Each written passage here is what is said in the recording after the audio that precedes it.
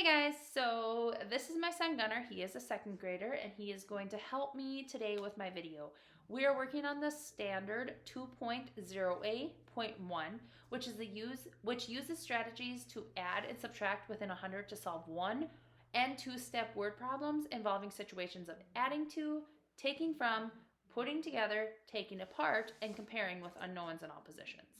I decided on the strategy of drawing a picture or a diagram to help us solve this problem. This is what Gunnar uses right now in his class or in his math class. So I feel like he is most confident with this, and I also feel like he understands it a lot better, which I feel then a lot of other second graders will understand it a lot better. Most kids, they like to visualize the situation. I like to visualize what I'm trying to work on. And most young children, they like to draw, and by doing so, it helps them understand the problem and they can build a strategy to solve the equation they're working on.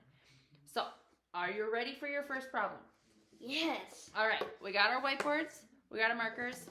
We're gonna walk through this problem kind of together. I have a couple different problems I'm gonna work on.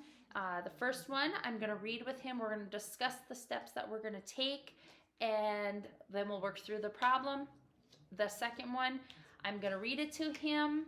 We're going to try to, work through it a little bit. And then the last one, I'm going to have him do by himself, and we'll go over it once he is done. So, are you ready? Okay. So here's your first problem. Ready? Mrs. Rodriguez scrambled 7 of her dozen eggs. How many eggs are left? So, let's think about this first. Hold on. Let's think about this. I want you to first off, I know you don't have anybody else here with you, but I want you to turn and talk to your partner on how you would solve this problem.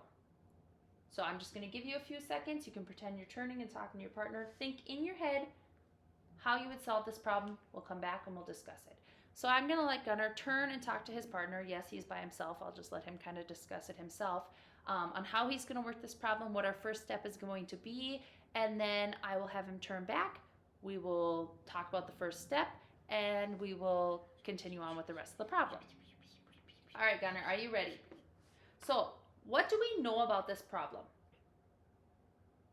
If Mrs. Rodriguez is going to scramble 7 of her dozen eggs, how many eggs are left?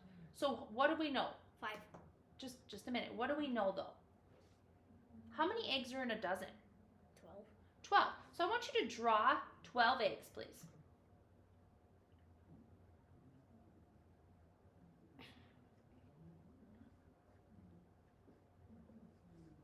So I'm letting him draw the 12 eggs so he can visually see that there are 12 eggs in a dozen. Now, what else do we know? She scrambled how many of them? Do you remember what the problem said? 7. 7. So what can we do to show that she scrambled 7 of those eggs? Cross out 7. Yeah, we could cross out 7. Very good.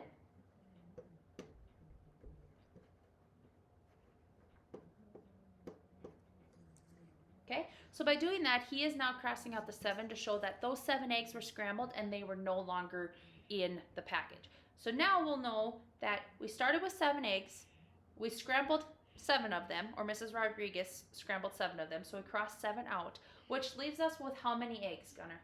5. Very good. So, Mrs. Rodriguez has how many eggs left? 5. Very good.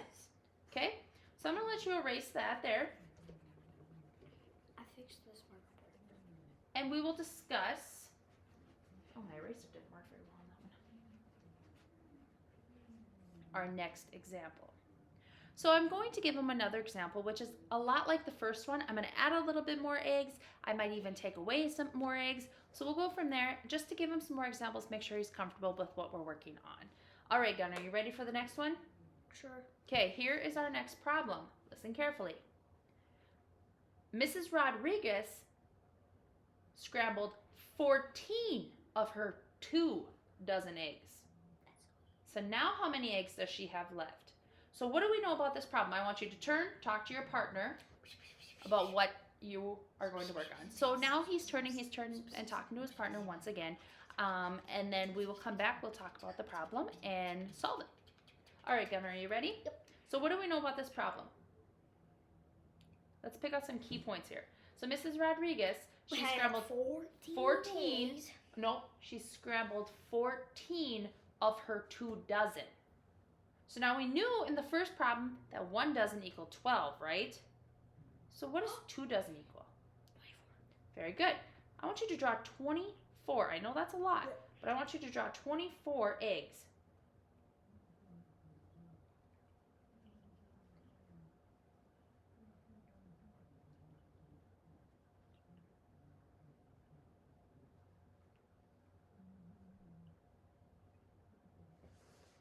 Okay.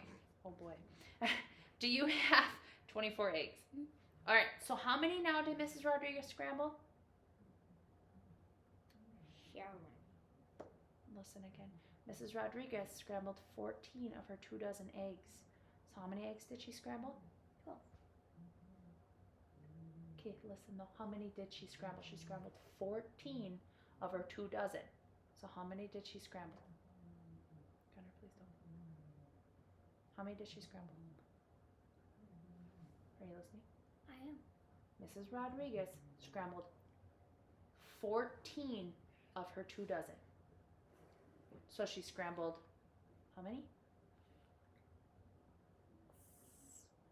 14. Yes, 14, right? So what do we need to do? Cross off 14. Cross out 14.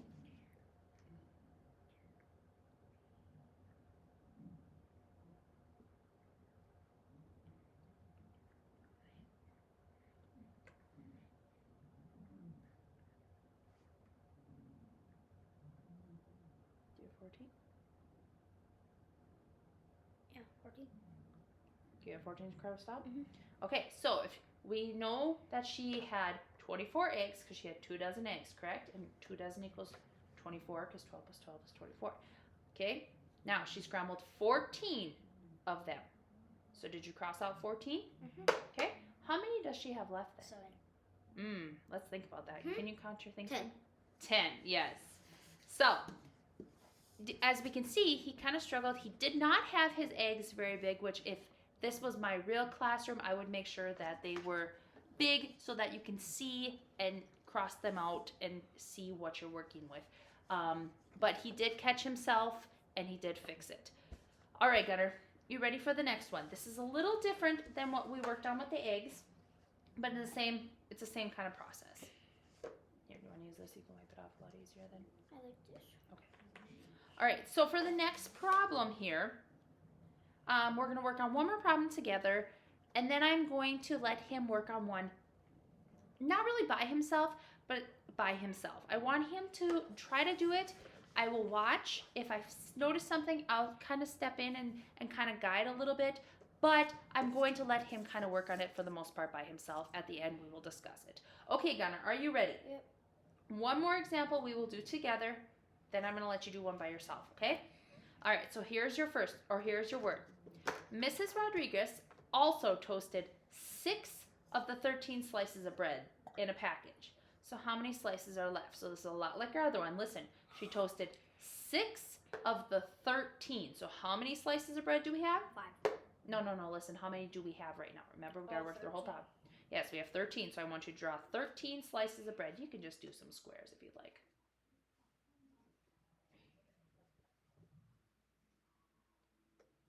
Okay, just gonna do circles. You could do two circles, I guess.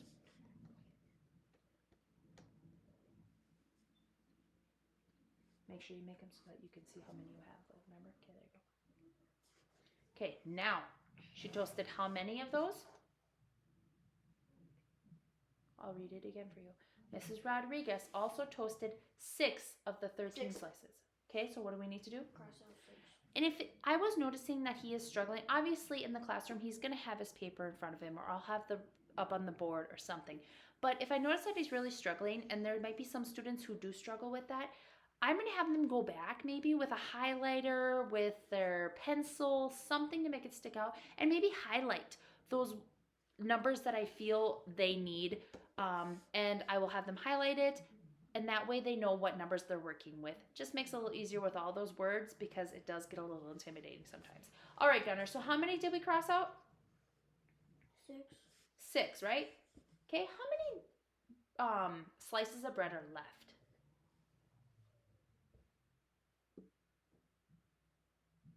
7. 7. Very good. All right. So now, Gunnar, this will be our final problem, okay? And I'm going to let you do this one by yourself, and I'm just going to kind of watch, and we will go over it here at the end. Okay, are you ready? Yep. Pork chops were on sale, okay? So Mrs. Rodriguez bought 17 pork chops. She froze 9 for another day and cooked the rest. How many pork chops did she cook? Okay, so I'll read it one more time, okay? Listening? Mrs. Rodriguez bought 17 pork chops. She froze 9. How many pork chops did she cook? Now I'm going to let you work on that. 10. I want you to work on it, and we'll go over it here once you're done. So now I'm just going to give him a few seconds to just kind of work out the problem on his board. It does kind of look like he's struggling a little bit, but I want him to try it, and then we will go over it, because I don't want to step in. I don't want to take control. I just want him to try the problem. I'll keep rereading it if he needs me to. I might help him a little bit in the beginning, but I'd like him to try to do it by himself. Okay, Gunnar, are you doing okay with this? Do you know where you need to start? Let me see this. I'll read it one more time. Listen to where you need to start, okay? So pork chops were on sale. Mrs. Rodriguez bought 17.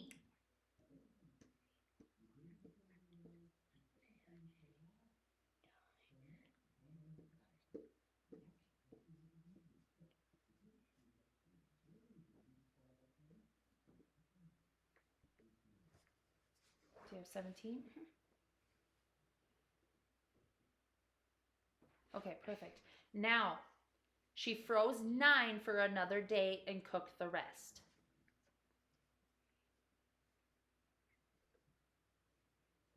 Okay, buddy. I see we're struggling here for a second, okay? If she's got 17 pork chops, what do you need to do if she froze 9 of those 17, right? So what do you think you have to do? What were we working on before? Yes, there you go. There you go. Now you got it.